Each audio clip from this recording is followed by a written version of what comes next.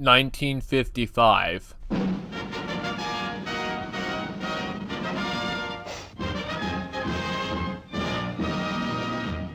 "67 years ago, the company known as Namco was formed. I think of Namco sometimes. The late 70s, 80s arcade culture, dark rooms filled with machines popping with colors, bursting with sounds, and inviting to unique experiences. Namco was massive back then, when technology was ever evolving in incredible ways, when times were hopeful, and anything was possible. Whether it be from Namco's arcade hits to their robotics, the future was here and it was beautiful. Yet in the present day, so much has changed. Now it's Bandai Namco. Iconic games and characters left in collectors' houses, forgotten outside the once-in-a-while retro arcade collection release. I was wondering how many younger kids growing up would even know who Pac-Man is. If so, can they name any other Namco characters from the arcade era, where arguably Namco was at its most prevalent? I continue to think this, and upon closing my eyes, I suddenly wake up. I look around and see nothing but a green field, stretching out infinitely, attached to a void blue sky with a few clouds. Standing on a small trail splitting the world of grass apart, I see something in front of me. A massive, white building, existing as potentially the only structure in this world. The only existing thing. An elegant, regal museum. Not inviting as much as it is simply existing. With nowhere else to go, I head to it. I head towards the Namco Museum. Yo, visiting the museum? Was expecting to be alone, but I suppose just us isn't bad either. We got the whole place to ourselves. The Namco Museum, huh? I'm not sure if I'm potentially realizing this place as one of my safe spots. Maybe it would have been that way growing up if I knew how bad I had it. I visited this place a few times when I was younger, a long time ago. It was usually on accident, but I end up finding myself here. Which I know sounds silly. How do you end up places on accident? It just happens. If I had to try to remember, I guess it felt ominous. Uncomfortable. These large open areas, all empty, void of life. Never quite had an experience like that before, and I kind of wondered what was the point of it all. But here I am, all these years later as an adult, coming back to this place for the point of relaxation, rather than the games my younger self was interested in. It's funny, isn't it? How we always end up coming back to the same places in life. Yeah, these rooms right here, they're like the game rooms, I believe. Really the standout locations of the museum. I always like this one here for the game Gauga. It's very futuristic, spacey, if you will. Hey, there's 2 seats here. Want to take a seat? We can fly around through space, discover some cool locations. Get away from this world, right? I'm just kidding, of course. We're not allowed to touch the exhibits. But damn, would it be cool? So, Namco, yeah? This is a museum dedicated to the history of Namco. Mostly the game side, but, well, I'll show you some cool stuff later if you want to stick around.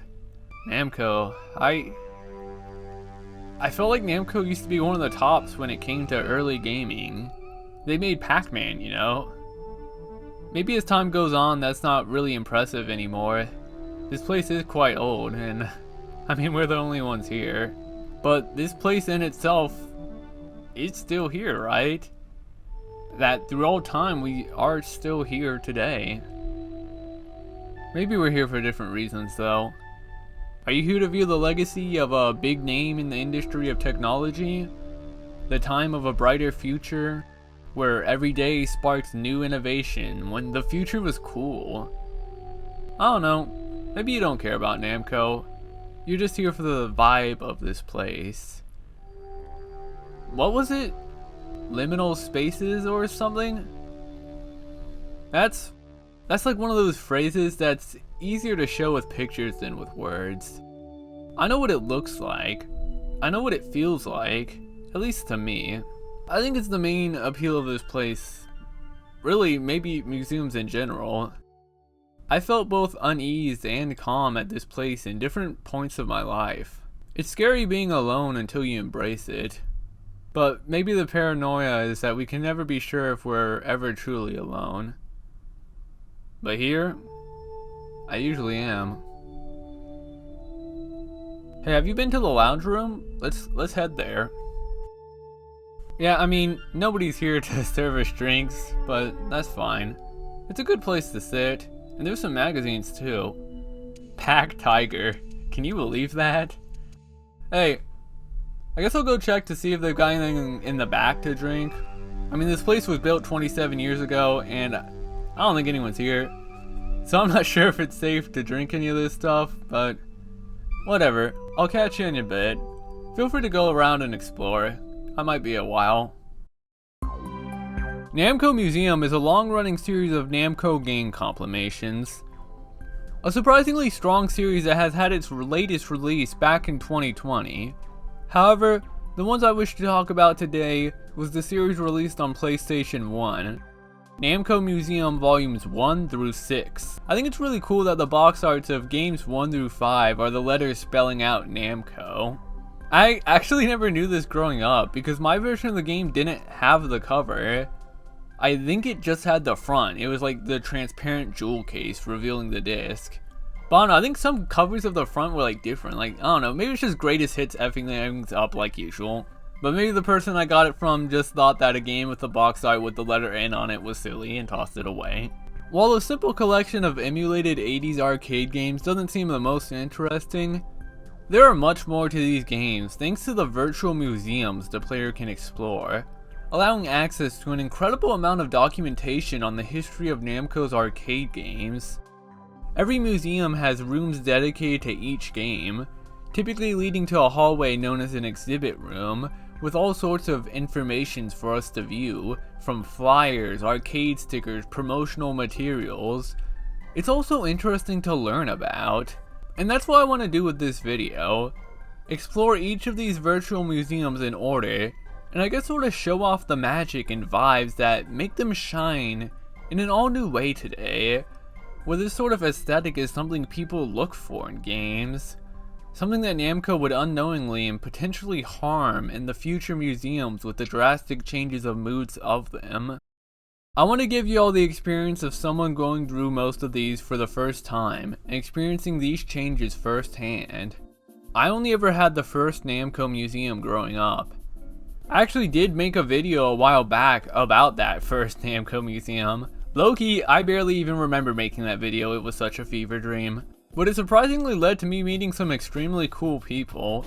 Funny to think that such a throwaway random video that I forgot I made would have such an impact on my life. But hey, I guess these things are what makes life interesting. I'm here now to do a full coverage of these virtual museums. And let's just say, I was very surprised at what the later museums had to offer. So without wasting any more time, let's begin with Namco Museum Volume 1, released in November 1995.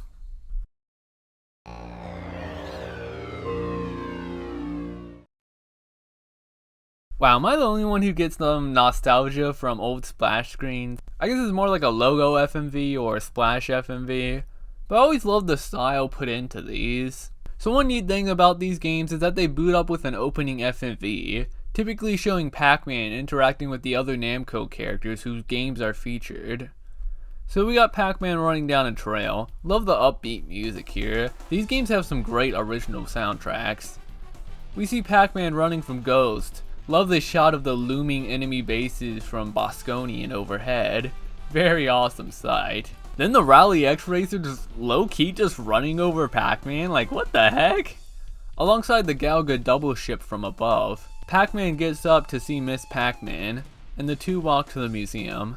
And yeah, I know Namco just sent like 7 hits after me because I mentioned Miss Pac-Man. Forbidden Pac-Man character, I know. Let her be, you know? She's still Namco history, even if they would never admit it. Love this shot of the museum, how it's just sitting out in this field. I like to imagine the whole world has been like cleared, and this is the only remaining building. Nothing else around but the blue void. It has such a powerful presence that stands above all.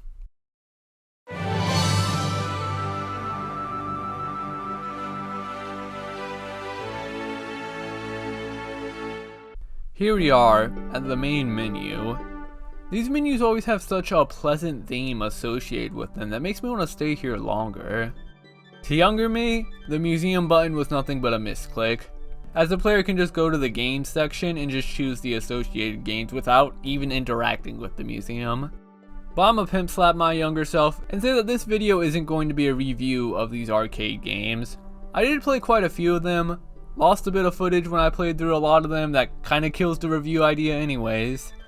But I was more interested in exploring and learning about the games and the history of them. But sometimes I got suckered in by the 3D visuals and I wanted to give the games a spin.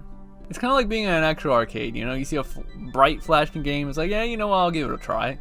Sad I didn't get to play any Toy Pop though. That game was kinda my jam. Selecting the museum option, we're taken to the, well, loading screen. We see Pac-Man running in a ball or maybe a spotlight. I always saw it as a ball, but we can use the shoulder buttons to speed him up. Gotta love an interactive loading screen. But once that's done,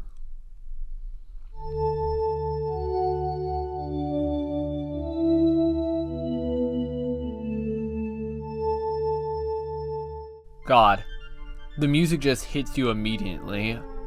An overwhelming, wondrous, ethereal sound that just washes over you. Iconic, and adds so much to the environment. Love this window view of outside. The very obvious gradients is something I always adored in games. I'm pretty sure this was my thumbnail for my original video on the Namco Museum. Controls are pretty simple, just moving forward, backwards, and turning. Pressing triangle will cause us to look up until a set point, where releasing will then automatically return us to looking forward. This is a little aggravating when trying to look at something between the range, because I have to keep tapping triangle. It's a very weird system, I don't know why they went for this. I can also use the circle button to run, but I'm not sure if I ever did do that. I mean, it's a museum, why are you running in a museum, bruh? Come on. I know my graphics look a little intense, and I was wondering if I should downscale for the sake of aesthetics, to capture what these visuals were like back then, but ultimately went with quote-unquote enhancing it, but kept the PlayStation warble, because that's important to me.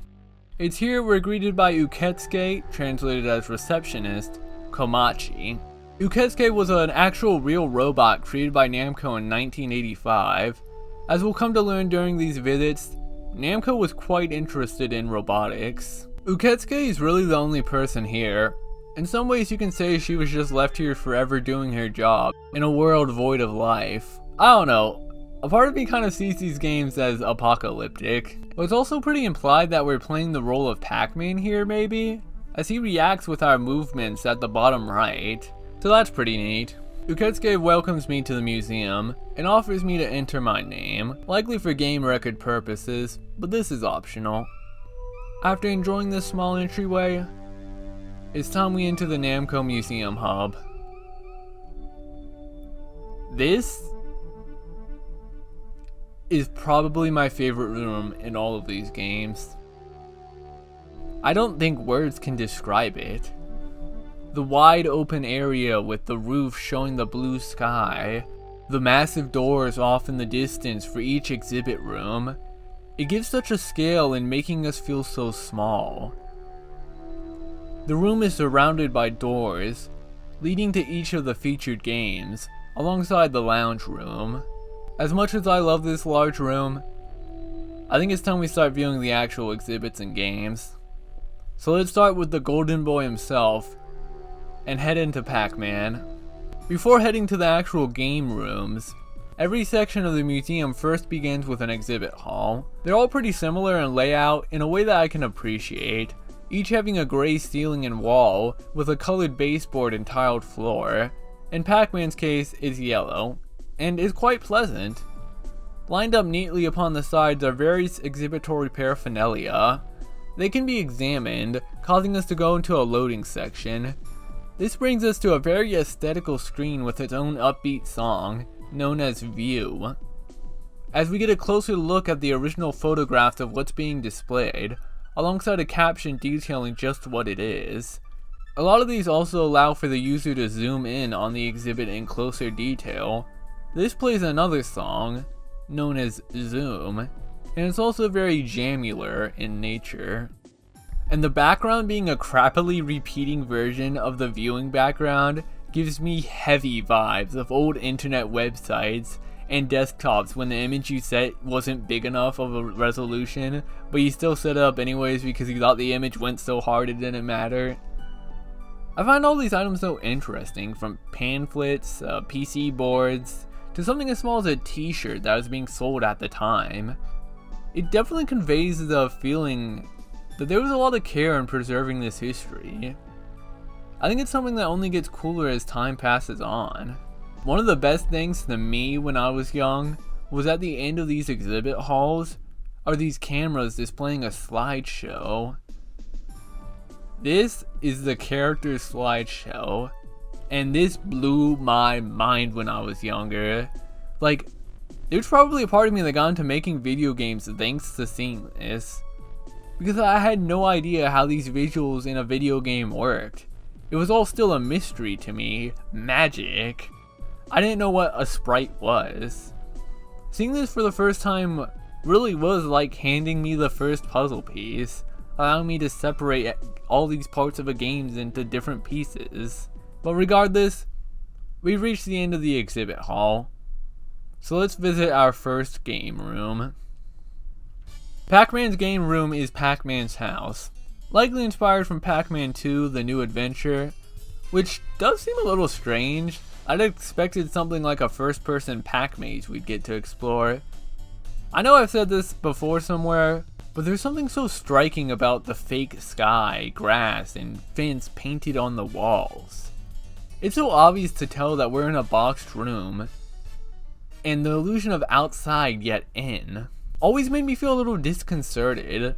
But on the bright side, we have an absolutely jazzy jammer of the Pac-Man theme playing.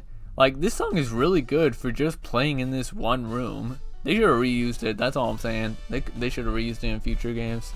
Maybe they did. These rooms also feature the game, which can be directly played from it, so that's nice. Next is Gauga, sporting a blue colored design for the exhibit room. The game room here is definitely one of my favorites. Love the view just entering here of this large spaceship interior with moving lights all around and a nice view of the distant cosmos. A lot of small details alongside the walls and the front of the ship's panels. And I love the floating rotating cube near the top. Very cool. Being able to slowly walk around and explore this ship was mind-blowing to me. It really was a side of games I never knew I wanted growing up. Next is pole position. The exhibit hall adopts grays and blacks. Considering this is a racing game, it would make sense that the ground would match that of the checkered flag. The background used in the close-up viewing being this very strange road image mashed with a picture of the sky. It's awfully silly, but I quite like it. I won't be pointing out all the backgrounds for the exhibit halls because I'm a goofy type gamer and didn't actually have footage of them all. Another fantastic game room, small and boxed in, but a view of the nice blue sky with the Namco blimp flying around, jelly bean crowd, and garages with the titles of other games in the collection. This is another one that really invokes that inside but outside feeling I find so fascinating. It's like an illusion. going to the walls and realizing things don't stretch any farther. Moving on to Toy Pop. Wow, this is an interesting one. We have a classy royal red floor and a nicely pink baseboard. The backgrounds here are hard to describe. It's very abstract, as if I just opened a toy box and a rush of colorful toys just flew towards me. But then, I headed towards the game room, and what an absolutely odd choice. A game about colorful toys, yet the room to represent it is a complete void. I wonder what the idea was here. I've tried to look up the story of this game to give me context, but what I've read, which is unsurprisingly not a lot, these games weren't known for their stories, but what I got didn't really make me understand why this was chosen for the Toy Pop room. All that's here is a clock with the two protagonists, Pino and Acha, inside it, alongside the cabinet itself with these nice looking reflections. And the exit in this room is a toy box. Does this imply the leaving of the colorful toy box to the real world? Nothing here? It's funny how much I have to say about nothing, but I suppose giving meaning to anything is the magic of art. Next, we have Bosconian. It's odd. I never knew this game was called Bosconian. I don't know why, but I thought this was Galaxian. Like, I swear, I was always like, wow, this game has Gauga and Galaxian? That's weird. Like, I don't remember this game being called Bosconian. Maybe I just couldn't read the name of this game on my old TV growing up. It feels weird though. Like this isn't my copy of the game. It's some different version where they're calling Galaxian Bosconian. The exhibit room here lives with a green palette, which is odd because when I think green, my mind aims more towards Gauga and its green logo. Bosconian's logo has a more prominent feature of blues and reddish oranges. Why did Gauga get the blue room? Bosco's is the smallest room yet, and I really like it. It doesn't feel like a square, the room has some roundness to it, or at least the illusion of. It's pretty cool. Maybe I'm just space biased. The sort of drum and bass music for this room is pretty interesting. It's cool. Rally X. It has this magenta room. Rather curious because, I don't know, I think orange kind of just seems like a random choice. Like, I felt like some of these exhibit rooms there, you know, there was an idea. Like, the Pac-Man room was yellow, but I don't know. The game room is pretty fun. Super jamming music. They went in on the brass. And seeing the actual characters' cars drive by is pretty nice. The choice of white is pretty odd though. It definitely gives that voiding feeling like the Toy Pop room did. It's strange because the game has a brownish ground and basically no white. Not bad overall. It's kind of funny how different this looks from the game. I know these are modern ideas, but I'd love a version of this where leaving the game rooms into the darkness would slowly fade out that room's music as it returns to the serene themes heard throughout the area. It'd be like a real museum, with speakers playing music in certain areas to create moods. I think that'd add a lot, but I do like that the loading screen doors involve us entering the void. It gives me the feeling of traveling between worlds, despite this being a connected museum. Leaving Rally X, I realized that this was the last game room, but the tour isn't quite complete for Volume 1. Visiting the door we're yet to travel between is the lounge. It's a nice little room with a tiled ground, a bar area, a jukebox, and a little plant that adds so much. Here we can view our records, credits, a history of every released Namco game. Dang, when I first played this game, Tekken 2 really wasn't that long ago. Alongside the NG magazines, which are magazines that were published by Namco, these have some cool art I really enjoyed looking at. Some with quite the aesthetic, such as this soda one, with the small square sky background, with the rest being white. Like, that is stylish. Or Pack Tiger. So cool. Pow pow! Like, why does he say that? Also some Namco catalogs for games. Amusement machines. Yeah, I forgot that's what these things were called. Like, what the hell is a video game? Amusement machine? You know, that makes more sense on a base level. Amusement machines, of course, contained non-video games as well. Stuff like foosball and the sort. But, with that, we truly have arrived at the end of the first museum. And it's a total classic. I think it holds up amazingly well. While the game rooms weren't the most detailed, I think this museum really takes advantage of the positives that can be found without detail. Areas feel large and open. There's an undescribable space to it all. It always feels like the museum is imposing on you, bearing down. Maybe people can argue that this wide open space is pointless and wastes the player's time, but I can say that the larger museum made it feel more like a real place, which is odd considering just how strange it is. It was very interesting to rediscover all this Namco history as well. It's something that just gets cooler the farther away we've come from it. This stuff is from 40 years ago, you know? Going through this all now adds to that ghostly feeling of emptiness, loneliness. Digging up all this history about a gaming company once top dog. I'm not sure if it's fair to say that Namco is completely forgotten. They are Bandai Namco and they are still making games now. But I don't know if they will ever be what they once were. Because when I think of arcade games, early arcade games, it was always Namco for me. It does feel like the intro. Just finding this empty museum in the middle of nowhere. All that remaining being a Namco robot, left to forever register the names of the people who will never come. I wonder how kids in the future will see these games.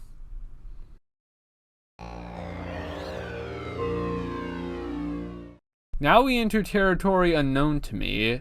This will be my first time entering these locations, providing commentary without bias, as someone who came in expecting to get more of areas such as the ones present within the first museum. But, new game, new intro. Keep in mind, I'm not the biggest studier of Namco characters and lore, so my bad if I get any of these things wrong.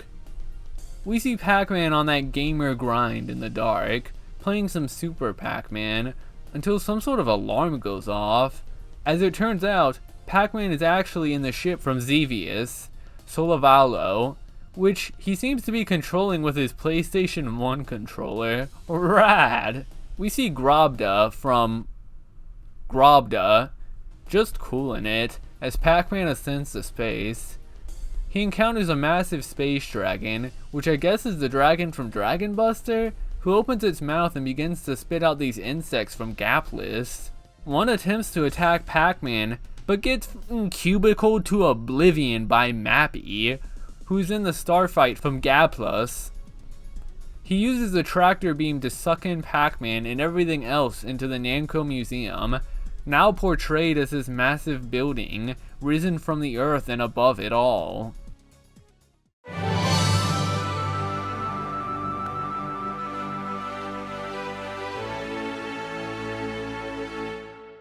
I know what y'all are thinking. Wow, Spacey, they use the same song here as in Volume 1.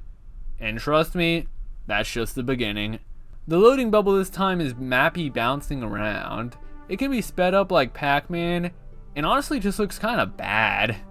There's no real squash to give that animation impact, and the sprite rotating makes it look ugly, especially when paused. I know most of y'all are wondering who this white mouse dude is by this point, and he's just Mappy, from Mappy. He's like a cop or something, it doesn't matter. Arriving at the museum, and well, yeah, this is the same room from the first museum. Alongside the main hub area, it's the same. The only difference is the sky, now giving more of a sunset mood, a vibe as if we visited later in the day, likely leaving at night. I like it. Not as much as the iconic blue, but I mean if they didn't change the sky then this would look more lazy than it already is. The music for the museum, viewing, and zooming is all the same as well. Well, okay then, let's start with Mappy. The exhibit halls are also the same, having the checkered floor with the examinable exhibits to be viewed and zoomed upon. I know this is seemingly similar, but the game rooms are still unique, so let's just get to those. Mappy's is kinda weird. We got this mansion entrance with not much room to move around in, with cutouts of the main villain of the game, Goro, alongside his kids sliding around. There's also some kind of strange pictures hung up of just random parts of the opening FMV. Like, I don't know if this is something I'd want on the wall of my mansion. The bells, seen through the windows on the upper floors, are nice, alongside the exit being through Goro's mouth. But besides that, there's not much to this one. Let's check out Dragon Buster. Wow, this art goes hard. Old fantasy art is ruler as hell. Like, golly, I'd put this up on the walls of my mansion. Old fantasy art is so cool. And yeah, I know I should probably just get to the game room already, but gonna be honest, this art is cooler than the game room. The game room has us in a cave, with the dragon appearing slightly from the darkness, alongside a sword and a stone. It's very obviously square, and their attempt to portray darkness within the cave just feels odd. Like, it feels like I'm just looking out of bounds in a game and I'm just seeing random objects placed there. Also, I played the game and let's just say I'd rather have just spent the 10 minutes looking at the art instead. I will say, I think this darkness effect would probably look a lot better on an old TV, or if I like lowered the graphics on my super special PlayStation I'm using. I think it probably looked a lot more effective back then, so I can't really criticize it now when I'm purposely changing the way the game looks. Super Pac-Man. Alright, Packy, show me what you got. Walking into the exhibit room and seeing these pink tiles made me realize it's probably not worth mentioning it anymore, because I don't think they care. The game room, however, is pretty good. We're at some sort of a bar, with the 4 ghost characters here, Pinky drunk as hell, Clyde the bartender, which is pretty great, a very enthusiastic Blinky, I guess wanting to challenge my high score at some Super Pac-Man, and Inky, who's drunk and pissed. However, after a bit, the music stops and a show begins to play on stage, with the ghosts cheering as Pac-Man gets chased by one of them, but then they get scared as he chases the ghosts. It's pretty cute. I like this area, but it's also when I began to realize that the things I liked about the original Namco Museum is kind of lacking here. We've got all these characters and locations that are no longer abstract. It's cool, but I'm not really feeling anything. I'm kind of just breezing by these. Xevious is up next. Man, I'm a sucker for this sort of space alien Egyptian art. This stuff is so neato. But it's whatever. This area won't be anything cool or memorable, I'm sure. It's probably gonna be trash.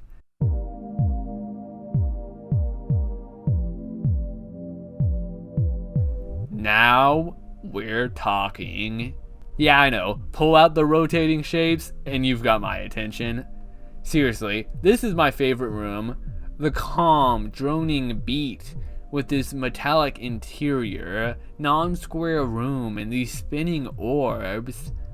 This is a room I can vibe with.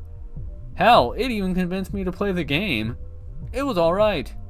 Okay then, my faith has been restored. Namco Museum has a good track record with the space game rooms, so let's check out Gapless, which I think was known as Galga 3. Do I need to put a photosensitivity warning on this? Maybe I'll just slow it down. I mean, I guess this is okay. It's us getting pulled in by the tractor beam in space. Cool idea. I wish the space was more than just blackness and stars though. I like how space was portrayed in the other game rooms from Volume 1. Yeah, it looked kinda cheap, but it definitely had style and color. The game was also pretty cool. I don't know why I'm reviewing the games now, but I enjoyed this one. You can use the trans right tractor beam to recruit the bugs to your side and have this huge fleet shooting.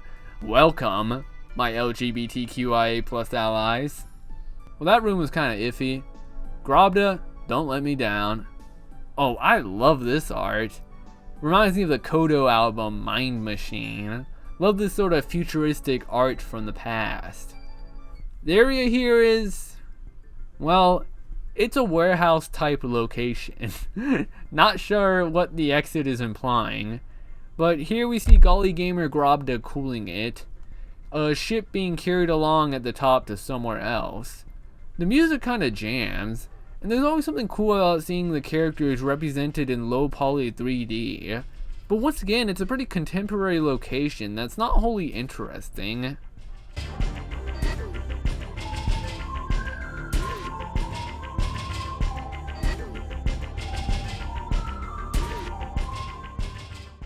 Well, shoot. Grobda was the last game, which means all that's left is the lounge. Is what I would say. However, in the Japanese release of Namco Volume 2, the game list is slightly different. There is no Super Pac-Man. Instead, Cutie Q, which means we still have one more game room to look at. So let's boot up the Japanese version. Due to there being no Super Pac-Man, the original FMV actually shows Pac-Man playing Cutie Q, which is neat considering that Cutie Q was considered one of Namco's first character-based games, and would later inspire Pac-Man. This game came out in 1979, by the way. Well, here we are. That's Cutie Q.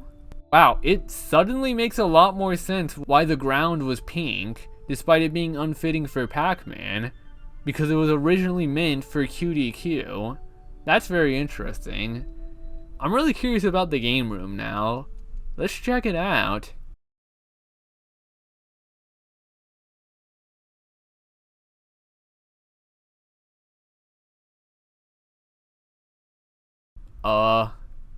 Okay.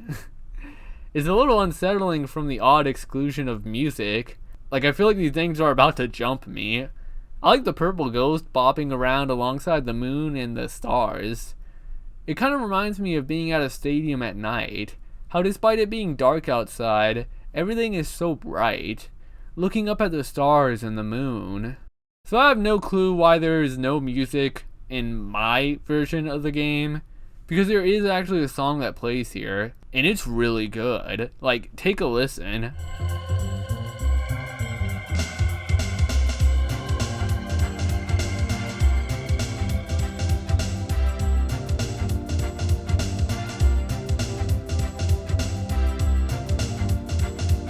Totally changes the vibe of the area. It gives the feeling of going out on a walk at night, and it makes me really appreciate this game room more. This area, for how simple it is in order to represent the game, I think it's pretty great.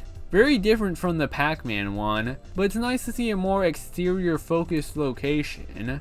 Makes me feel like I'm out and about on a windy night. Slapper! Okay. Now we've actually visited all the game rooms. So let's head towards the last room yet to be visited. The lounge room. Well, I say yet to be visited, but unsurprisingly, it's the same room from the first museum. But with different illustrations and magazines to view, of course. It's New Game! Once again with some great art. Love this one with Pac-Man in a car. Very retro. Something about the colors and the focus on the car. This art has aged fine. But with that, we've wrapped up the second museum from Namco Museum, Volume 2. It's a downgrade from the first. The ethereal depth is sort of slipping with more mundane locations. But one location, Zevius, I'd arguably say was on par, if not above, quite a few locations in Volume 1. A room with a mysterious aura in it, something alien, fascinating. Does it represent Zevius well at all? I'm not sure, but it looks cool. And I also like the Cutie Q room. With Volume 2's differences to Volume 1, I'm quite curious how the third museum will fare. Will it reuse the same layout and music? Well, let's find out.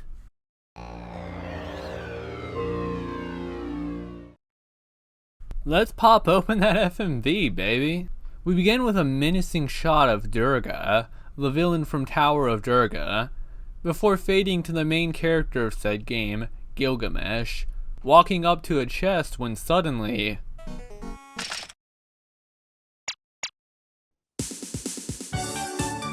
yeah, Pac-Man comes out with the skateboard, total cooler. I love the upbeat music for this intro, alongside the narrative structure of it. Pac-Man skates out of the Tower of Durga and falls into a manhole, with the pole position 2 cars driving by, introducing that game. From the underground, of course, arrives the Pukas from Dig Dug. Instead of just showing off random characters, this game more properly introduces everything in a cohesive way. Pac-Man climbs back up from the manhole, as we see in the skies, Galaxip, which is a dope name, shooting an enemy from the one and only Galaxian. Yes, the real Galaxian, not me getting it mixed up with Bosconian. We cut back to the Pac having a blast on his board, skating past the screen introducing Fozon. He runs into Miss Pac-Man. Hey, is someone knocking on my door? That must be the wind or something. Don't hurt me, Namco.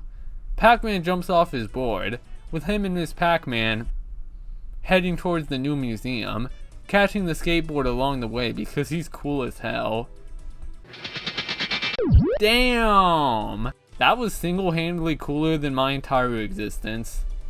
So yeah, it seems if we take the FMV into account, the third museum is part of a town, which definitely makes it lose that abandoned yet still standing strong vibe of the first game. The museum itself is a lot less just a standard looking museum, instead looking more cartoony with these exaggerated and tilted colorful structures.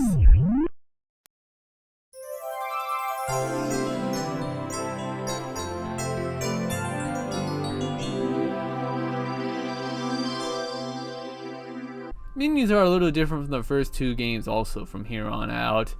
It's a tad more confusing than just having all my options laid out in front of me, but that's a nitpick. The loading screen is now the already mentioned Gilgamesh running back and forth, but I don't think we can speed it up ourselves anymore. I will say, the sprite looks a lot better than Mappy's, reminding me more of Pac-Man's sprite from Volume 1 in the loading screens. We enter the museum, being forced to interact with Uketsuke, where we also get the reminder not to smoke or touch any of the exhibits for the first time. But yeah, as y'all can see, we have a brand new layout. It's pretty small. Combine this with a lack of an entrance hall and it feels a lot more condensed and claustrophobic in comparison to the powerful imposing openness to the first 2 museums, where despite being so empty, could feel so full. All the music is new as well. The music is now more upbeat and grandiose, trying to balance fun and excitement with being chill. Let's begin by looking into the rooms and seeing what else is new. Starting with pole position 2, I noticed something interesting. Well, for one, there's doors now, and upon touching one, the game pauses for a bit before opening and allowing us into a new area, cleverly shutting the door behind us to the main hub and unloading it. It makes the place feel more connected, which I guess can be both a plus and a minus. The exhibit halls are now also completely unique, and fall in line with the theme of the game, instead of reusing the simple tile ground for every game. So I guess this is supposed to be like a garage. Here's a big plus. Interacting with the displays instantly shows them. No more pace-breakingly cutting to a black to load it in. But a side effect is that we do lose the cool and abstract backgrounds though. I will say I love the viewing theme in this game alongside the zoom theme. Total jams. These games have legitimately awesome soundtracks. The music is so good, I could legit upload the OST for this game in some sort of nostalgia wave mix and get millions. But let's enter the main game room, also being a door that opens into the area. Yeah, it's some sort of studio garage area. I don't know anything about cars, but if I'm right, it's cool that pole position 1's room was the outside area, and now with the sequel, we're in one of the garages. Though maybe we are outside, that Namco blimp is still there. We can see the upcoming course, alongside someone showing off the Formula 1 racing car. The music is very upbeat, and this is what I mean with a lot of these areas present post Museum 1. Yeah, maybe it's more representative of the game and maybe it's more detailed, but I find it less interesting, less mysterious, or challenging to my mind. It doesn't provoke me to imagine. Next room is Fozon. The exhibit hall has a laboratory feel to it, monochromatic with cameras, as if we're walking in on something important and futuristic, top secret. The door to the game room being a sterilization room farther adds to that top class feeling. So I don't know if it was something wrong with my games, but these later museums have a lot of flashing issues for me. Like, yeah, I'm pretty sure these games were made before photosensitivity was invented, but sometimes it just looks wrong. I'll try to avoid showing the floor or just slow down the footage. We're in some sort of testing area, with scientists watching from a window above. We see photons floating in the air with this futuristic beat in the background. It's not half bad. I will say the music vastly changes the moods of these areas, and I personally wish they would just try to be more ambient to try and sell a mood, but it's clear that wasn't really the intention. But with this room, I can't argue that they weren't trying to sell a specific mood with the kind of music. Also, as cool as these doors are, they have some odd-ass collision boxes. Never got used to opening them across the following games. Let's check out Duraga. Oh, I've been calling this crap Durga. No, it's Duraga. Man, I should have checked the script. Oh my god, that's embarrassing. Durga. You know, I was saying that to myself when I was thinking that to myself, like, Durga? They really call this game Durga? No, it's Duraga. So anyways, let's check out Duraga. It seems to be the featured game of this collection, with Gilgamesh being in the loading screen, and the character being the first one seen in the FMV intro, so my expectations are pretty high. The exhibit hall is pretty cool, being inside the tower itself with candles lighting up the brick walls, but upon entering the game room, we leave the tower, getting this sick view of the red swirling sky and the massive Duraga standing far taller than us. Lightning strikes as well to farther accelerate the intensity of the scene. It's pretty epic, and yeah, maybe it's lacking any sort of ethereal aesthetic vibe, instead opting for more bombastic set pieces, but it is fun. I can imagine how cool this would be if I saw this at an IRL Namco museum. But in the end, as much as I can describe these rooms, I can't help but notice the lacking in what matters the most and what I find myself unable to do, talking about how these rooms make me feel. Here's something super neat and very unknown to most people. It's something we'll see a bit more of in Volume 4, but there is a special code the player can enter in the Tower of Duraga's exhibit room. I'm not kidding, this sounds like something you'd find in an edited video or hear about on the playground. But if I hold the L1 and R1 buttons down while pressing the D-pad a few times, a pickaxe suddenly appears in the corner of my screen as if added to my inventory. With it, I can break this wall here and...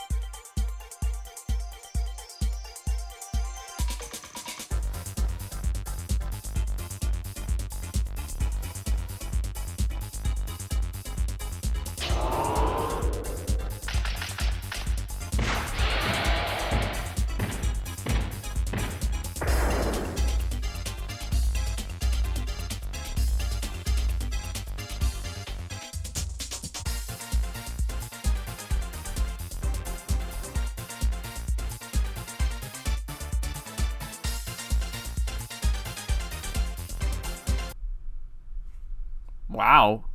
That was pretty cool. A lot of effort for just a secret, you know?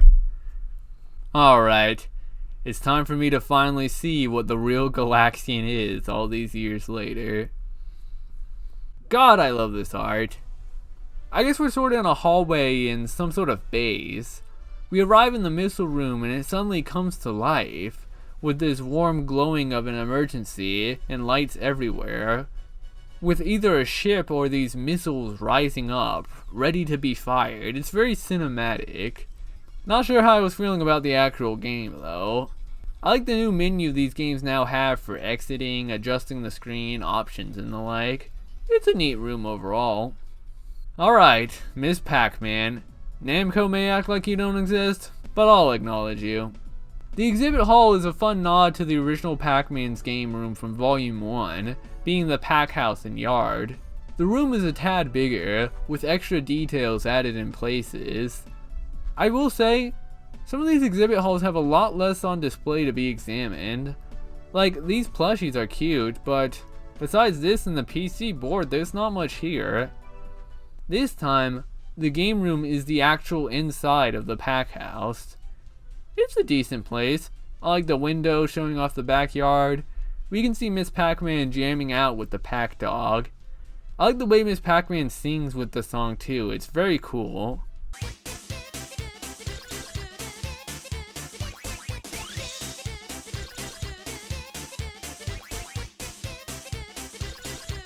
There's a room labeled toilet where we can just walk in on Pac-Man like, hey, whoa, my bad. But at the same time, am I not Pac-Man here? I guess this Pac-Man in the corner is simply a representation of my actions, which I guess is how I kind of always saw it. Anyways, let's address the real thing going on. What the hell is up with Miss Pac-Man's legs? Like, this shit was a low-key jump scare walking in on this. Why is she so long? I get that, like, I guess it's a sex appeal thing. You know, sometimes she's drawn in assumedly provocative ways. But I mean, Pac-Man's already hot enough as he is. I can't say that. What I mean to say, it's weird. Especially when in the intro FMV, she's more on model to Pac-Man. Hell, she's shorter than Pac-Man. I just prefer how she looks on the sidebars for the game. Even if it's just Pac-Man with a bow, I guess the legs help differentiate things, maybe. Hey, remember when this video was supposed to be talking about liminal PlayStation 1 museums? Yeah, this place is cute, but it's just someone's house, so I'm gonna leave before they call the police or something. Well, last game, and it's Dig Dug. Let's see if we can get a good one. Immediately off the bat, I'm blown away. Not from this room, I don't know what the hell this is supposed to be, but this hat. Golly Jeezy, that is some high tier drip. I want this hat so badly, I love it. It's so cool, it even returned for PlayStation Home as something that can be worn by a player's avatar. And yes, I only know this because I was searching out this hat to try and buy it physically. But I couldn't find it. Like, damn! What's a monster gotta do to get some drip this hip? Anyways, turns out we're in some sort of a cave area. As entering the game room, we got this pleasant outside area, pukas hopping around, and a nice sun in the up above. Once again, love the sky having this obvious gradient thing going on. Golly, these gamers really know how to squash and stretch. What an inspiration. Out of all the game areas, this is the smallest in terms of player mobility, but it's a great area. I love the outside feel, the gradient sky going from light to a deep, dark, enveloping blue. How the sky stretches around us, as if we're on some sort of island surrounded by it. I'd argue the upbeat jamming music kinda ruins the feel. While rewatching these recordings, I'd sometimes mute the audio on the footage and play ambient music, and I will say with that, it does give these areas a different flavor that I find far more interesting. It really does have a huge impact on conveyance. Maybe I'd be able to express how I felt more if not for the loud and bombastic music. Well, we're done with the game rooms, but we aren't totally finished yet. Things are about to get cool. So, Heading to what would normally be the lounge, it's now separated into theater and library. But first we get to meet one of Namco's robots. I love Wagon so much, like he's so cute. But he's where we go for records this time around. Huh. PiCPAC. Wonder what this could be about. Entering the theater, it's quite packed with a large collection of Namco characters. Some we'll be seeing in future museums. A lot of familiar faces here that are once again cool to see in 3D, it always is. I mean, a lot of people in the front are just 2D sprites, but seeing a theater-like location recreated here is pretty surprising. I wasn't expecting this. It definitely gives the museum more space and size to it. The theater's function is being the sprite viewer this time around. Yeah, because there's no sprite viewers in the individual exhibit rooms per game. Instead needing to be accessed through here, which I guess is a decision. What the hell? Cookie? That's a pretzel! Anyways, neat place. However, the library is probably the room I like the most in this game. Let me show ya. Let me show ya. Can I? God damn, can this door just open already? This is more like it for sure. The checkered tiles, that gradient sky, this large room with a lot of empty space and a high ceiling. I love this room. This is legit an area I can hang out in. Put the original museum's exploration theme up and we're perfect. Hell, we even got a cute robot dude to talk to also. What more could I ask for? Sadly, I don't got a name for this one. Namco kinda has an F-ton of robots, and I'm not entirely sure where I'd need to look up to learn more about them, or at least the individual ones. But interacting with this one is how we view the familiar game history from Namco, from 1978 to 1996. Still, this is a great room. I think there's something to be said that I like this room more than any of the game rooms. Because at the library, it exists as an exact opposite from the loud and exciting game rooms. It's open, it's big, and has just enough space to breathe. It results in a room that I can calm down in. Maybe the rooms in Volume 1 were more like this library.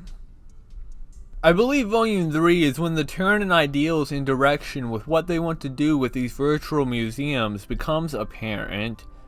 It's starkly different from the likes of the previous volumes. I could only assume that they saw the rooms in Volume 1 as a mistake, and thought by adding more moving things and characters into every single room, it would make things better. And yeah, maybe it does. But in the age in my eyes of wanting to experience something fresh and interesting, this turn that seems to make more sense has made me care a little less, which I think is really funny.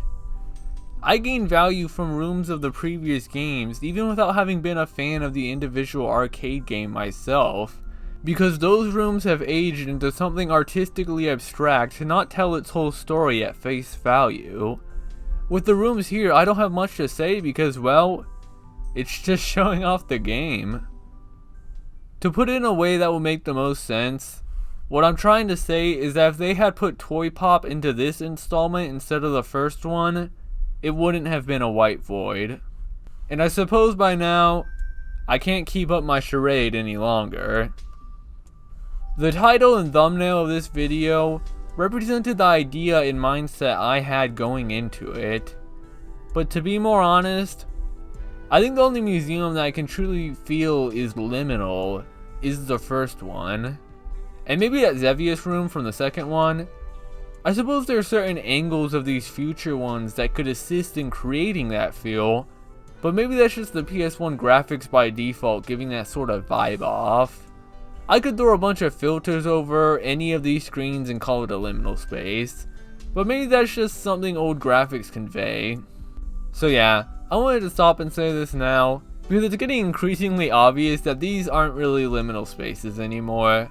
But I want y'all to go on the same journey that I did coming into this, and seeing the change in direction, like, oh, This isn't like the first museum.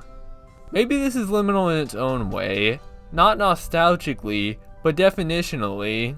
If liminal spaces are defined as areas between times, could this not be implied for these places between the old and modern Namco, the end of mainstream arcades being played on a console game?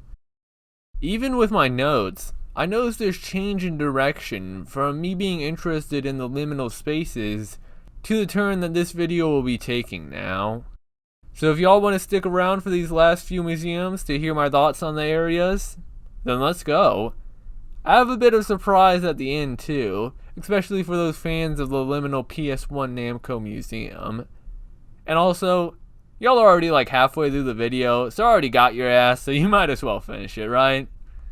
Volume 3 has some neat spectacles, and I appreciate the new museum layout, which I'm not sure if not reusing a big area should be worthy of praise, but I think the theater and library locations are neat. The main hub is far too cramped. This whole game, besides the 2 extra rooms, are. A lot of the game rooms are tiny, a lot of the exhibit halls too, and while some of these areas are pretty cool, I'm writing this part of the script the next day, and I already kind of forgot what most of the game rooms looked like. If the first 2 museums were areas to hang out in, and maybe play the game, Museum 3 feels like these rooms just exist to be glanced at before it's like, okay, just go play the game already. There's just not much to be said about them outside of comparisons to previous museums. Overall, it's okay. I wasn't really sure where I should put this, but there's a hidden Easter egg where instead of Pac-Man in the corner, you can get Miss Pac-Man. It's a very obtuse Easter egg. YouTuber Epic Creeper TNT made a 20-minute video documenting their journey to unlock this Easter egg, so check it out, it's pretty fascinating, I'll link it. But with my final thoughts on Museum 3 out of the way, let's head on to the C of this collection, and talk about Namco Museum Volume 4.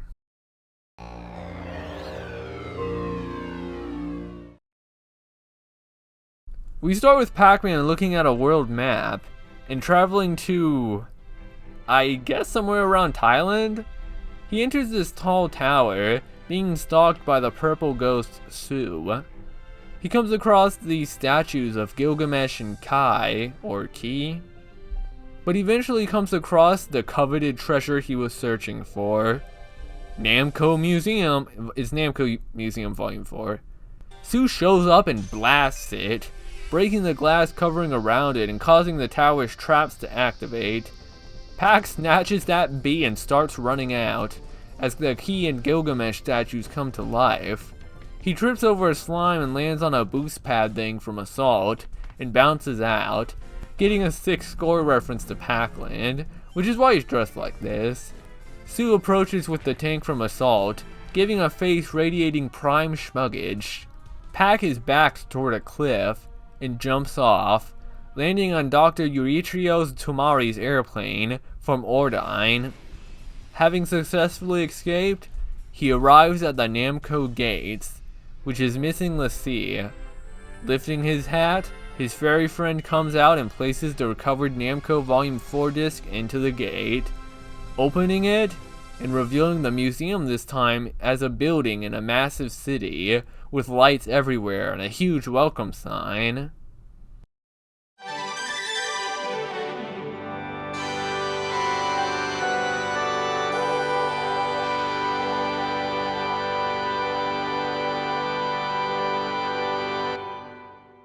Wow. Something about that opening jingle kind of gives me shivers. It's very powerful. Loading screens this time around all have these sick renders relating to the area or game you're currently heading towards. I actually think this is really cool. So anyways, let's see what this museum looks like. Wait a second. No way. They're reusing the layout again? At least the music is original. I actually really like the museum theme this time around. It's calming and inquisitive. There's some big control changes this time around also. The player can now strafe, which is nice, but I never really used it. If you strafe and move in a direction at the same time, Pac-Man will do this ballerina spin, which is pretty cool. But nobody cares. Here's the big change. Yeah, baby. I can now use circle to look downwards. No longer playing this scale balancing game of tapping triangle to look at stuff and making me sick. I don't know how it took them 4 volumes to address this. So yeah, Uketsuke greets us as per usual. If the player looks up and inputs a code, then she'll turn into a human. I don't know if this human is just a human form of Uketsuke or another Namco character, but that's pretty neat. It's not the only code I'll be talking about either. As the first room I entered, known as the X room, is this black room with an odd tablet in the middle. Yeah, I had no clue what the hell this was, but as it turns out, the player needs to enter a code consisting of pressing R1, R2, L1, L2 up and triangle, all at the same time. This will cause a flash as a worker appears.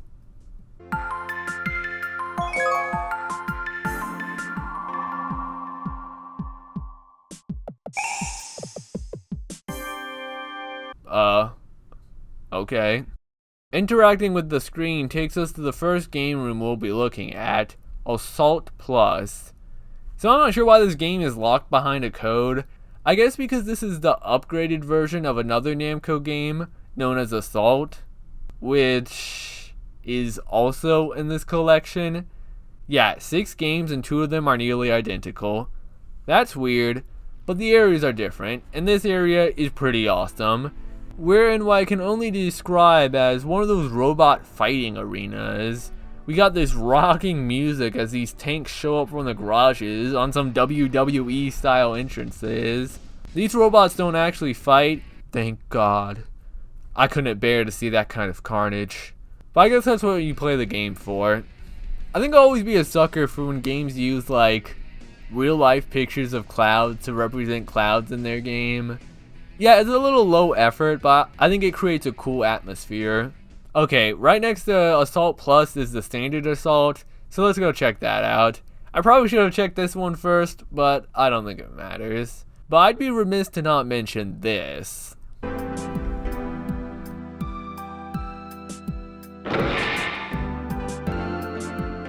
Indeed.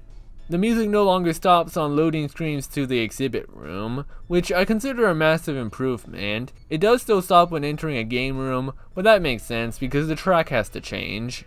Assault Plus didn't have an exhibit room, but that's probably because it was just an update. There are still exhibit rooms in this game. Assaults is some sort of base. I low-key just walked out from it in the footage. It was so small and cramped. In my defense, I lost my footage for Volume 4, so I had to go through everything again, so these weren't really my first reactions from a footage viewpoint and what I was looking at. But luckily, the game room is this massive outside area. It turns out the exhibit hall was a UFO, cool. And we got this spaceship flying around and the assault tank on the ground. I absolutely love the gradient sky once again, with the stars. I believe this game takes place on Mars, so seeing this view from the planet is very neat with the red skies. Honestly, cut the rather out of place rock music with some dude roaring into the mic, and put some chill space ambience, and I'd say this is another great area. Next in line is the return of Ishtar. We got this cool exhibit hall area with these torches and brick walls. Sort of similar to the exhibit hall from Tower of Duraga from the previous museum, which makes sense because this game is a sequel. Going through this cool blue door, we're hit with a very striking sight. The pointing statue in the red sky, with the tower in the background. It's very nice. I don't know where the statue is pointing, like, buddy, you want me to jump or something? However, staying here longer, we see this room is a tad more cinematic. The red sky eventually fades into this pretty starry sky. Eventually this results in a daytime view, as we hear a screeching dragon. Looking to the right, we can see none other than Cox? It flies away, as we see the tower is now tilted. I adore the water effect too, which can now be seen. This actually looks great. And these transitions greatly raise my opinion on this room for me. It's super neat. And if that wasn't enough, Before moving on to the next room, we got another secret code. By inputting a special code in the exhibit hall of Return to Ishtar, the room will transform, the flames becoming blue, allowing us access to a special version of the game. But that's not all, as the game room has changed completely. Now, with this epic scene of Gilgamesh and Kai standing before cocks? Every once in a while, cocks destroying my ears with its screech. What a cool amount of attention for one game. Next up we got Genpei Tomaden. The exhibit hall seems to be some sort of entrance to a temple or a shrine like area. I quite like the large full moon in the sky. The game room is more of that, with someone rowing a boat in the air. This shot I got here looks pretty cool. I do like the vibe of being out at night in this lit up area, even if the music doesn't do too much for me. There is this bonus sequence which can play out, as it seems these game rooms have more to them with interactivity this time around, but it ain't anything too special. Next up is Pac-Land. Pac's got one of the cooler exhibit rooms for sure. This bouncy bridge with this great, kinda heavenly sight of this endless view of flowers fading into the large clouds of a bright sunny day. This looks fantastic. If that wasn't enough, check what happens when I open the door to this game room. We're now at this very chill beach area. We can find Pac and Miss Pac chilling out alongside a ferry. Similar to the other rooms in this game, there's a story that can play out here, as the player can find the purple ghost Sue hidden behind one of these mountains.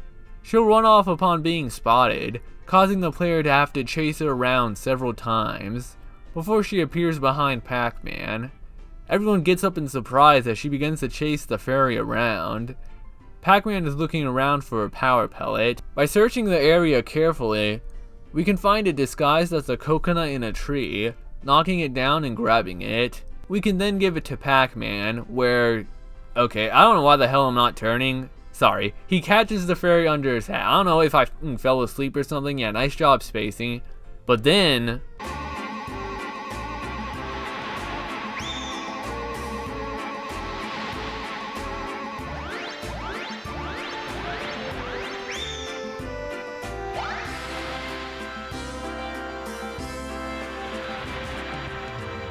that was low-key kind of brutal. Like, hey, this was a great area. I love the blue skies and beach area. I swear, if so many of these places didn't have characters strewn about and changed the music to something more ambient, we could be hitting the same vibes of Volume 1 but with different notes.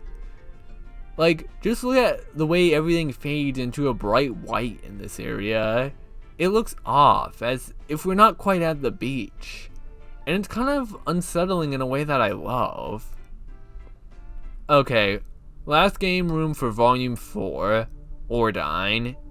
And let me tell y'all, the Pac-Land exhibit room was great, but this might be my favorite exhibit room in the series. Being this flying ship with this bar-like area, with bar stools as we see the clouds going by as we travel. This is such a cool idea for a location.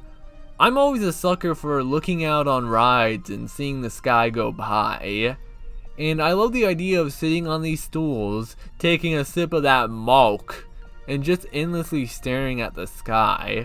Hell, in my original footage for the 4th museum, I was in this hall for like 5 minutes just looking out the window. Such an enveloping sight. The actual game room is a continuation of that idea, being this larger airship cafe area, where we can see the two main characters flying and we can interact with the keep. I'm always a sucker for these large glass windows and viewing the sky through them. This area is a personal vibe I jive with. It's definitely a place I still think about when it comes to Namco Museum locations. Excellent. Well, let's end things off by checking the two side rooms.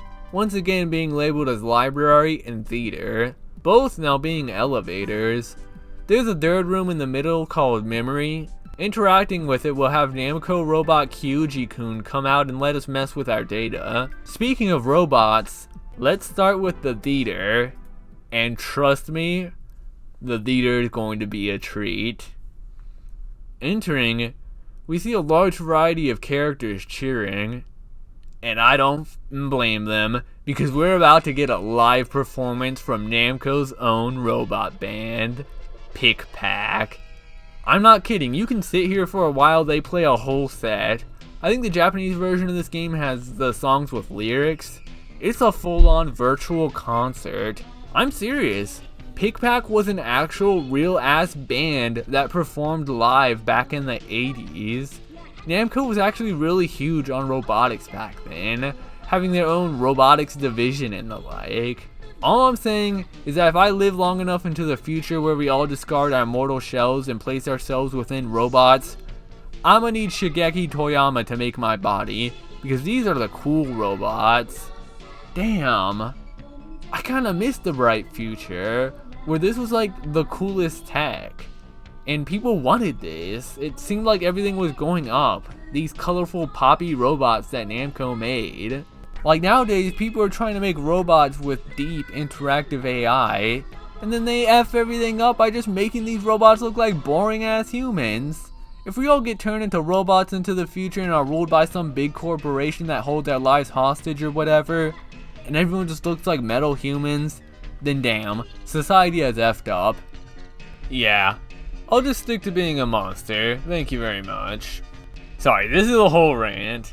There's a really excellent documentary on Namco's robotic endeavors, in particular PiCPAC by VideoDojo.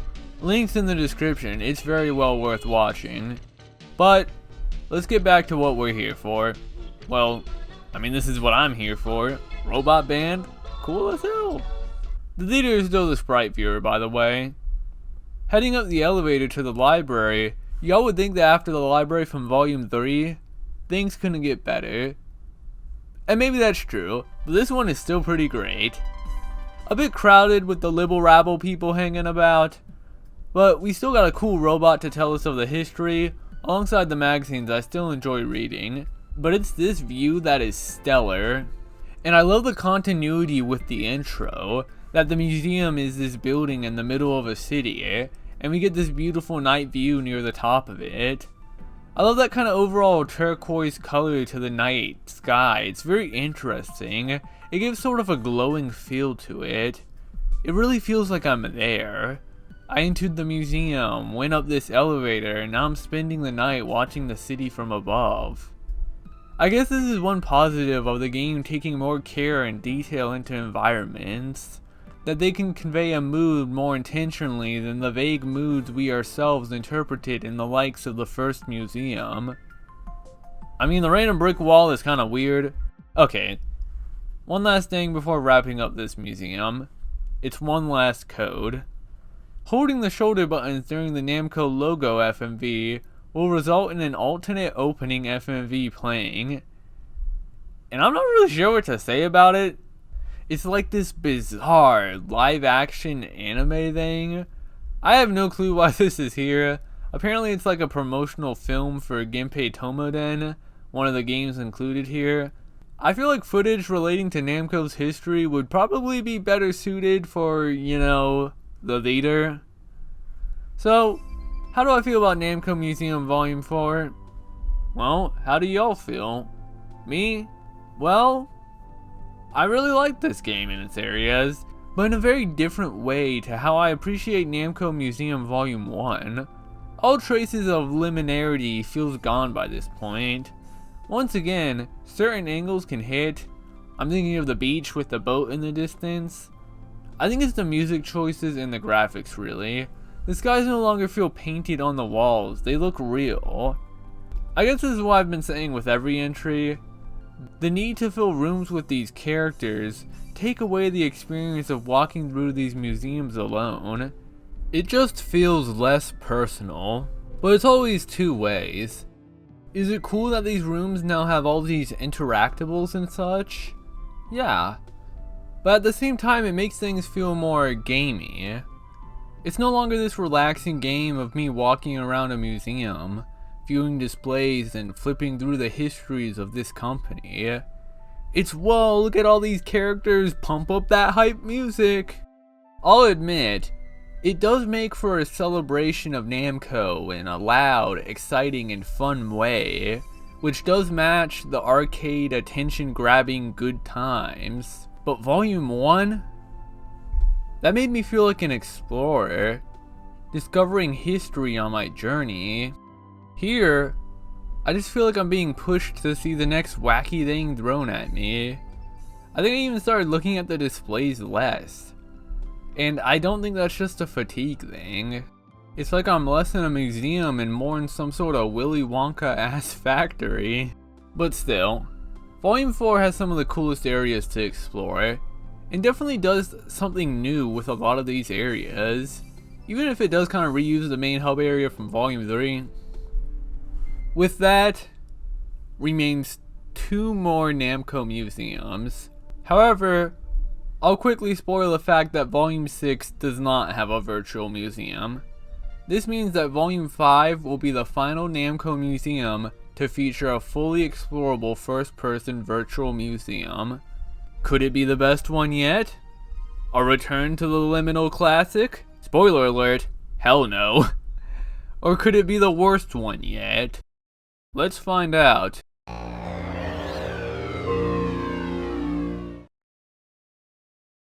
The opening begins with Pac-Man appearing lost on his journey to find the museum, when suddenly being chased by a 2-headed dragon.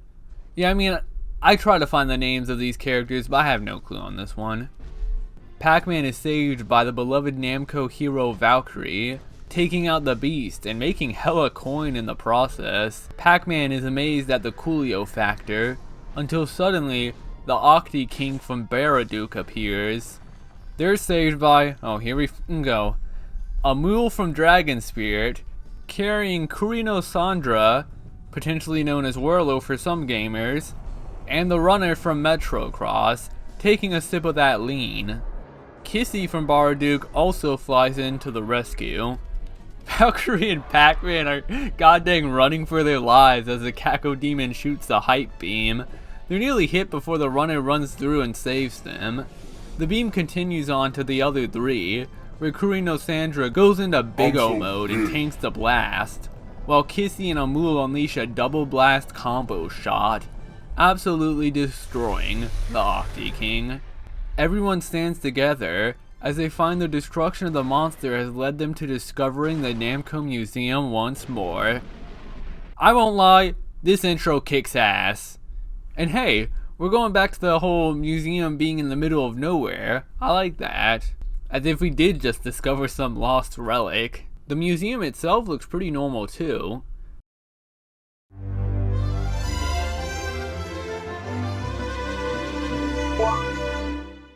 So, let's head in and check out the final museum. I guess some things never change. I'll catch you another time, Uketsuke. So we finally got a new museum layout. Weird that out of 5 games there's only been 3 museum hubs, but yeah. I really love this one. The glass tube elevator in the center, the characters that can be seen running along the top, and the colorful character art on the sides. On the other hand, it kind of makes me feel like I'm in some sort of kiddie area and not a classy professional museum. Signs are removed now, instead game names being on the doors. The doors themselves having odd effects, farther encouraging the playful gaminess of the areas, but it is pretty creative. So I'll start with Metrocross, which involves hitting a button, causing me to fall down a pit trap to the exhibit room. That's another thing.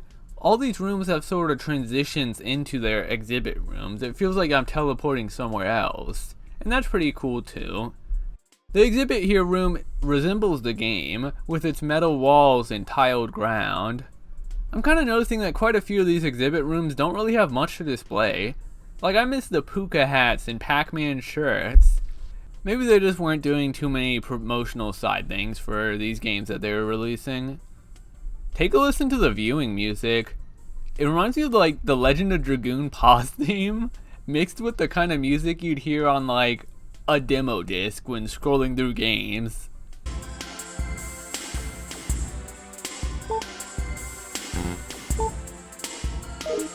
The museum theme itself is okay, but I don't like it as much as the others. I only really enjoy the start of it, but then it sort of meanders on a part I don't particularly find enjoyable. So yeah, the Metro Cross room is a heavily fogged room with a tiled ground, and some things to play with, like getting run over by a soda can, riding on a skateboard for a bit, or bouncing on the pad, doing a flip. I'm only showing the flip once because it low-key makes me sick. And of course, on the side lanes we can see the runner. I don't really know what to say, there really isn't much to it. It just, yeah, it represents the game. I'll go play it now, I guess. Back in the hub, near the entrance there's sort of an oddly placed game that we have to go downstairs for, and this is Baraduke. Inside we find a room with a strange pipe in it. Opening it up, we hop in. Arriving in some sort of alien base. This is definitely a very unique room, as the game room goes for a more eerie feel with its open, large room and music. We can see these friendly aliens known as, PiCPAC? I couldn't tell ya. Flying around. There's a pipe taking us to a cliff room with some ominous enemies staring at us from a distance, which is pretty cool. Back in the main room, interacting with this pod here will cause a PiCPAC to come out and follow us around. I'm not sure if there's any other interactions that can be had here. But yeah, this room is pretty refreshing, just because it finally stops with the upbeat music to produce a more sinister, darker mood. It's really well done. You know, I think these sort of space astronaut costumes are so cool. I know what y'all are thinking looking at this character, and honestly, just stop thinking. This is Drip, and I'm tired of the comparisons to a certain other game. Let me be. Okay, let's check out the Pac-Man entry, Pac-Mania. Opening the door, we snack up on some fruit, and I guess they are hitting different or something, because we suddenly arrive on this little trail to a house. Honestly, even at the time, I kinda underrated this exhibit room. It definitely gives off the painted walls vibe I like, and I find the mood and space given off by this single house and this grass field, nothing around us but blue sky, to be very nice. Yet, the openness is arguably circumvented by the obviously painted on walls, reminding us that this is just a museum room. That's the kind of double feeling I always felt was special about some of the early museum areas. Yum yum, I'll eat you up? What the hell is this? Okay. The game room might be the smallest one yet. I guess this house is like the ghost's hideout. I'm not sure what they're doing, like it looks like they're wood carving, I guess. Sue's got the drinks, and I like this common ghost just bouncing on the couch like, hey, that's me, buddy. You can scare them away if you want, but it doesn't seem to do anything, and it's just mean. I think I have a lot more to say about the exhibit room than the game room this time around, but it's a pretty chill place. Kind of reminds me of like a treehouse or something. Just a small little place to gather your friends and have a good time. That's about it for the first floor of the museum. To gain access to the other game rooms, we're gonna need to take the stairs. I love the detail of the sort of grass draped over the top of the stairs railing. It's a very cool look. We got more characters running along the top, along with some nice wall art, seeing characters from other games interacting with one another. Gilgamesh wanting a piece of that dragon ass, I feel ya. Speaking of which, let's check out Dragon Spirit. The transition to the exhibit room this time being a dragon coming out and eating you. Yeah, nice sound. What was that, like an elephant? The exhibit room is this regal little castle area with a red carpet and a set of massive double doors towering over the player. This kind of feels more like a museum than the actual museum. The game room is some sort of castle room with glass panels and curtains revealing this scene of Alicia the princess with the human turned dragon Amul. There's this sad music box song playing, but upon hitting the button,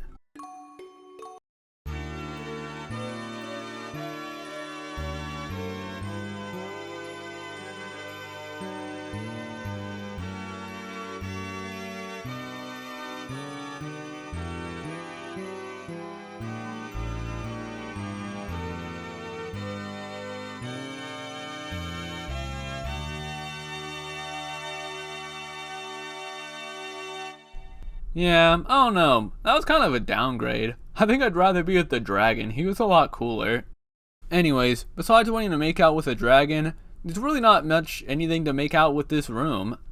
It feels like it just exists to walk in, view the cutscene, and then play the game, rather than a place to really bask and explore the sights of, you know, like a museum. Legend of Valkyrie has the oddest door art yet, just being the title of the game. I guess it gives a sort of movie opening title, like the start of something epic. Entering in, and yeah, I mean, I know a little bit about the Valkyrie series, but I can't tell you the name of these guys. These games are obscure as hell. But they create a portal that we very dizzyingly get sucked into. Like, don't worry, I won't show this at full speed. The exhibit room here is this nice forest area that's actually pretty sizable compared to a lot of the other more cramped exhibit rooms. Maybe they just had more to display for Valkyrie. She was an actual series for Namco with multiple games, so they had some love for this character. It's simple, but I like it. The layers of trees with the pure blue of the sky shining through above us. We go through some bushes to reach a clearing, this being the game room. This is actually another pretty great game room. It has some chill prelude-esque music as we see Kurino Sandra with his family, and Valkyrie resting on a small mound. Above them is a sort of fortress on the clouds moving around. We can interact with both of them. Waking up Valkyrie will cause her to teleport around the game room. After doing this for a bit, she just waves goodbye, and I guess she just leaves, like I couldn't find her again. Okay, see ya. I like this room. I know it's just a forest with a blue sky, but that kind of simplicity is more of what I want. But yeah, it is pretty forgettable. We've got enough areas with green grass and blue skies by this point, and I think the areas I vied with the most are the very rare, but more abstract ones. It's not bad for what it is, but it doesn't really stand out. I'd still chill here though, because it looks like a nice place. Take a nice sleep, like Valkyrie, she's sleeping in the sun. That probably feels good as hell. Until you get like sunburn, I don't know. And with that, well, that's it for game rooms. Yeah, there's only 5 game rooms this time around. Volume 5 has the least amount of games. Odd how far we've fallen, considering Namco Museum 1 had 7 games, Volume 2 with its region exclusives had 8, and the rest had 6. Kind of a sad finale to these virtual museums, right? Purely assumative, but I don't think these games were getting glowing reviews, especially by this point. But they also already had the whole each game spelling out a letter of Namco, so it's like, ah, screw it, this series isn't worth it. For now, just throw together a random 5th game. I mean, Volume 4 came out like 4 months before this game, so it's not like these games had a lot of dev time anyways. But there's always been a little more to these museums than just the game rooms. So let's head up that elevator back at the hub and take a look at the final areas of Volume 5.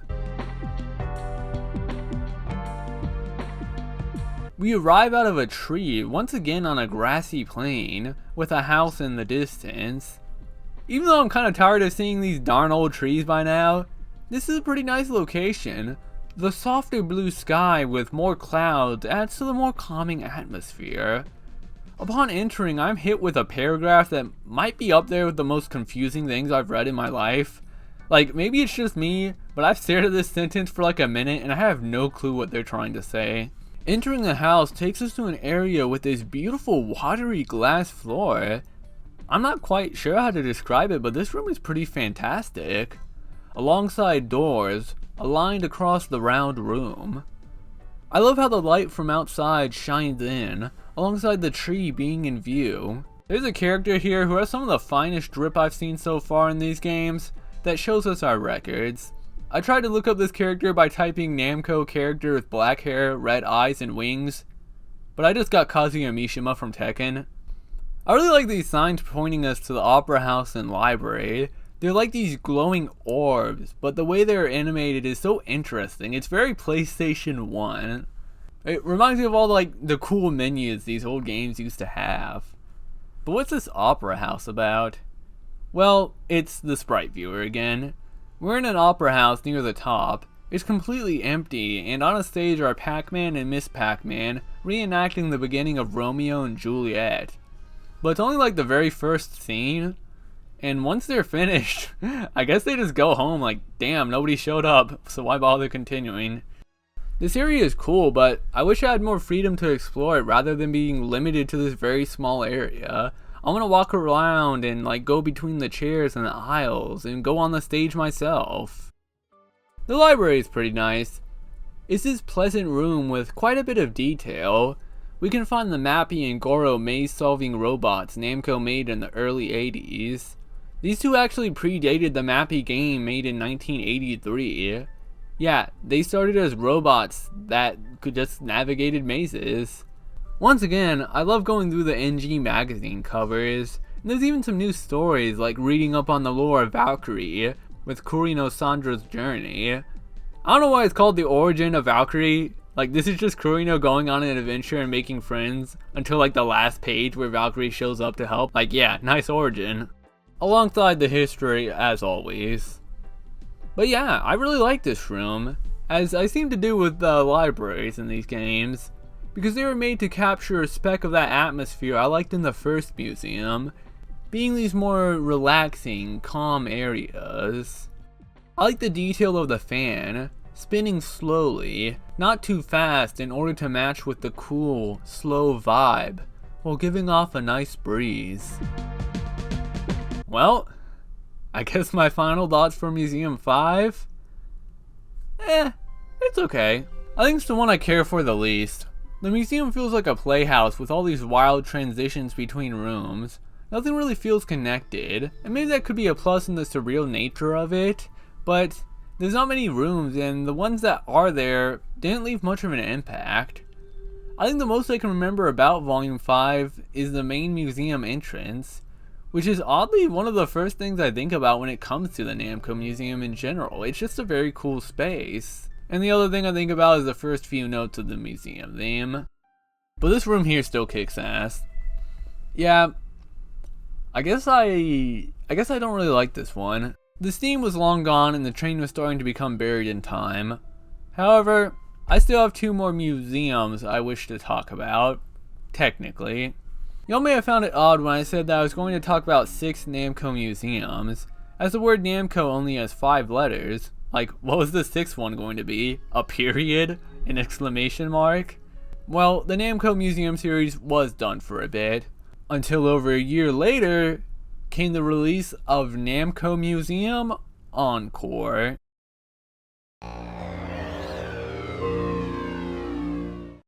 This opening FMV is probably the coolest part of the game, so I'm just gonna let it play. Depending on how much y'all have been watching this video, you might think it's cool as hell too.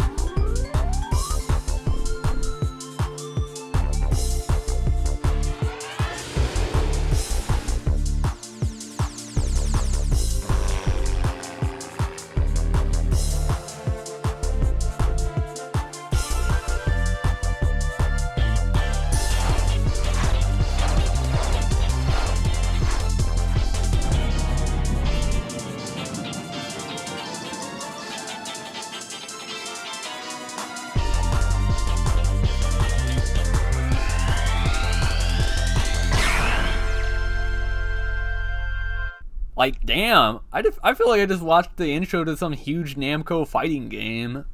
But what's cool about it is that we see all these characters leaving their respective museums showing each museum from the previous game. Like, that's awesome. It definitely feels like a celebration of Namco, old and new.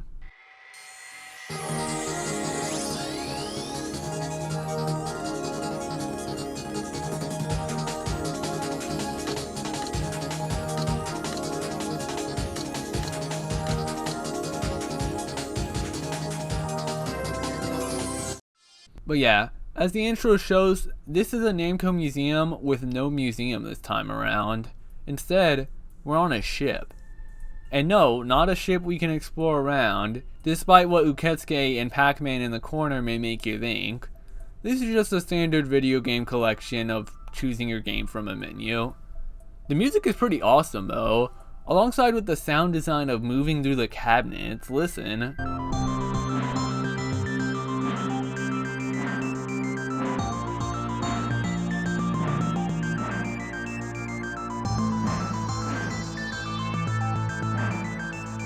It still retains the ability to read about the game by moving Pac-Man around the machine, alongside looking at the inside of the machine and the board. I love the Zoom music in this game as well, might be my favorite Zoom song of the series. The soundtrack is pretty interesting overall, going for a bit more of a peaceful tech vibe. It's very different from the other games. It might be my favorite of the museums, in terms of just wanting to listen to some calm beats. I mean, that Pac-Man song from Volume 1 still slaps.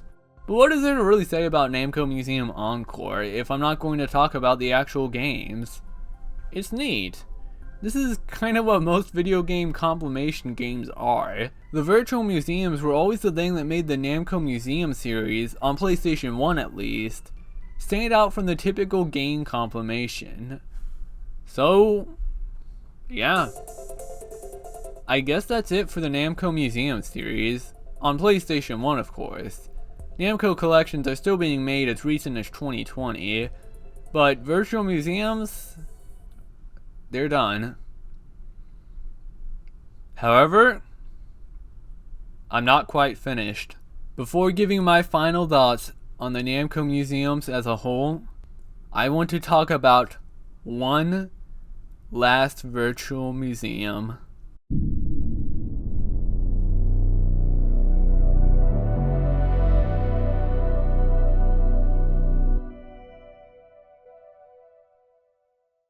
The haunted PS1 demo disc for 2021. Come on, let me cook. I'm bringing this up for a reason. It was heavily inspired by the Namco Museums, okay? For context, the Haunted PS1 is a community for games with low resolution graphics, often but typically inspired by the PlayStation 1. They've been releasing Advent calendars and demo discs since seemingly 2020. It's quite literally the awesomest. I'm not going to go over every single room and game of Demo Disc 2021, simply for the reason that there is so much here. Like, there are 25 games, each with their own game rooms. The museum itself having an elevator of several floors to contain them all.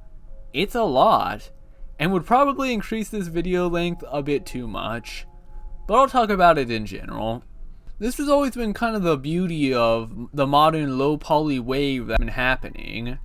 The ability to capture these aesthetics from previous and bring forth familiar and new feelings. This museum has a lot going for it. There's some familiarity, such as the layout of the museum taking after the best museum, Namco Museum Volume 1, while the elevator in the middle reminds me of Volume 5. There aren't any exhibit rooms, instead every door leading us to the game room. We have the character at the bottom right mimicking players' actions as Pac-Man did previously, the receptionist telling us no smoking, even a cool lounge area. There's a lot to unpack here. I don't clearly know the limitations of the PS1. The Namco Virtual Museums were all fairly early PS1 games, but in the world of modern Infinity, the limits are stretched to allow a lot more stunning detail, such as the reflective ground present in the main hub. Though there is still a lot that exists to improve on what Namco did with the hindsight of understanding that what a lot of people liked about early Namco museums was the mood. Increasing immersibility by adding differing footstep sounds, and fog to even colorful areas can drastically change the vibe to them. Alongside the great song from Simone Peltier that plays throughout the museum, though some game rooms have their own songs. Of course, it should be noted that this is a tad more horror themed with its appearance in games. Well, most games. So it is going for a very different vibe. Some of my favorite areas include the Torii room with its bright pink colors and blue fog with the collectible stars. The Drowning Man with the fantastic visuals of the bridge and running water with the guitar music. And just having this wide area to explore and look from all sides. Lawrence Lure might be the all-time best for me. This super blue area with all these structures off in the distance. It's hard to describe what I'm even standing on. And the way the music echoes feels as if it's actually playing there, traveling through the wide area. Walking through this area is when I thought to myself, darn, there needs to be more first-person low-poly atmospheric adventure games. The cafe area from Chasing Static is quite nice. Love the kind of pinkish glow it emanates. I honestly could have something to say about every room here. From the variety of different moods and visuals, the palettes that make up the room, and the styles from what they are representing. It's all handled rather masterfully in my opinion. It's probably not fair to say that this is better than Namco Museum in every way, but I can say it's what I wanted from Namco Museum. But it's also something that Namco Museum could never get away with, and as clear with every sequential game, didn't want to. It's the small stuff, from the ambience of the water, birds, winds, to the footsteps. The need and importance of ambience. These areas were created from the love and idea to extend what the first museum from Namco Volume 1 accomplished to its extreme. Talking with the lead developer of the launcher, fellow Virtual Museum enjoyer Bryce Bucher, they said that they went through all the Namco museums, and most of their inspiration for the haunted PS1 Demo Disc Museum came from Namco Museum Volume 1, which even though it's just one other person, kinda goes to show that despite it being the oldest, there was something special about that first museum that was never captured again by Namco, whose later museums seemed to detract from the first one. Perhaps at the time they thought the first museum was bad, as what was special about it wasn't valued by the world at the time. It's funny how potential general perspective can change so many years down the line, when I and others can say the less detailed, less creative Volume 1 can be far more interesting as an interactive piece of media than any of the future ones. It's also kinda cool that Bryce Bucher found me out during their research of Namco Museums. Remember that crappy ass video I brought up earlier on the first museum I did a while back? Yeah. Which kinda led to this large spiral of learning and being introduced to the PS1 community and games from there. What I'm saying is that I'm looking at a PS1 museum inspired by the Namco Museum, which I only found out about because one of the people who created this PS1 museum saw my video on the Namco Museum. It's a pretty cool circle effect of events. It's kind of funny how things come around, you know? After finishing all these museums, I've become interested in the genre of virtual museums. I kind of wonder now if y'all would be down for me doing a video just talking about random virtual museum games. I found a ton on itch.io, but also a lot of ones that have existed far before that. I suppose it'd be sort of weird going into these without the context of what they're about. Like, I knew about Namco and Namco games a bit before going into these. But I don't know. I kind of imagine most people go into museums not knowing what they're going to see, right? If I had more time, I'd love to just throw on some ambient music and go through the virtual viewings of online museums. Google has a thing that allows that. But we're getting a tad off topic. I think it's time I wrap things up and give my overall thoughts on the Namco Museums. What I got from replaying the Namco Museums was nothing short of surprise. I'm glad it did choose to change so much between games. Well, I mean, 2 of the 5 games just sort of reused the layout, but I came into this expecting some interesting liminal experiences, when I really only got that from the first game. This turned to be more of a fascinating reflection and experience of understanding a gaming company that was on the edge of innovation, whether it be their 80s city pop robot bands or their amusement machines, which I suppose was kind of the point of these games in the first place. It was a very fascinating transformation. It made me care and learn a lot more about Namco. I feel like a lot of this history won't really carry on to the future. Will people be talking about Namco's robots or characters like Mappy and Valkyrie 100 years down the line? Will the world move on, forgetting the existence of the puka hat? I hope not. A part of me feels like if you hit the downscale, mute the game audio and turn on some chill ambient music, you can probably carry the vibe of Game 1 to the rest of them. It's underrated how much music can carry a mood. Overall, these games are pretty great. In my opinion, the coolest video game compilations, going a step above just slapping a bunch of games on a pack with a few extras. To me now, the virtual museum they added I find to be more interesting than the games themselves. I kinda wish these museums set a sort of precedent. It was cool walking around these areas, whether it was to take in the vibes and relax, or hang out with a lot of characters who at the time only existed as sprites in an 80s arcade game, seeing them in real life via sharing our dimensions of 3. It, at points, kinda did feel like traveling back through time to a much different era. It made me think about how much time has flown by. The design of these museums have even gone on to inspire me. Y'all will see some parts in bot sound, but I have a game I plan on making far down the line. I want it to be the last game I ever make, and it's gonna be sort of inspired by Namco Museum. I think I've talked about this before, but to give the brief explanation, it's a low-poly exploration game starring a robot waking up far into the future where all life has seemingly gone extinct, and exploring these empty environments, yet still in motion, as if people had recently been there or something has been keeping the power on in these locations. And that'd just be the game.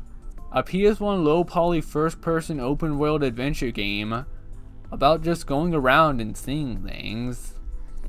The robot could probably get upgrades and new parts to allow new forms of traversal, but I really would want to give the scope of a big world to explore. But I don't know, I have a long list of games I want to make. I'd say this one is one of the least likely ones to ever be made, and if it does, it will be like 50 years down the line, and there's no way in hell I'm living that long, so this is sort of just a fantasy.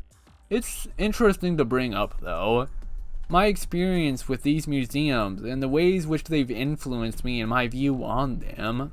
I've kind of made them larger than life in some regards. These games are neat, and I'd be curious to what y'all would think about them, exploring them on your own. In the end, it's art. And much like the art in an actual museum, everyone's got their own interpretation and views on them. Hey, yeah, I like low-key can't drink any of this. Hope you just haven't been sitting here the whole time. There's a lot to see here, so I'm sure you are looking out and finding cool stuff. Oh shoot, look at that. It's evening already, the sun's setting. I'd love to stay here longer, but I'm probably going to head out now. It was fun though. Coming back here, I mean. It's been a while. Just not a place I'd ever thought to come back to. Some places aren't lost forever, but always live in the past. Maybe I've just grown in the way that my constant rush of life has buried these places I enjoy. But that's how it is, you know? We grow up, we change. Life goes on, right? What did you think about this place? I heard people say it gives them a sense of nostalgia, a feeling of wonder. Spots like these are nice places to take breaks on, but it's not my stopping point. it's probably going to be another long time, but some year I'm going to think about looking back again, reliving the past. And when that day comes, if it comes, then I'll be ready. I'll be back here someday. Alright, I need to head out. I've got some more past things that have been sort of haunting me, so I'm gonna go now. But who knows? Maybe one day, we'll see each other again here.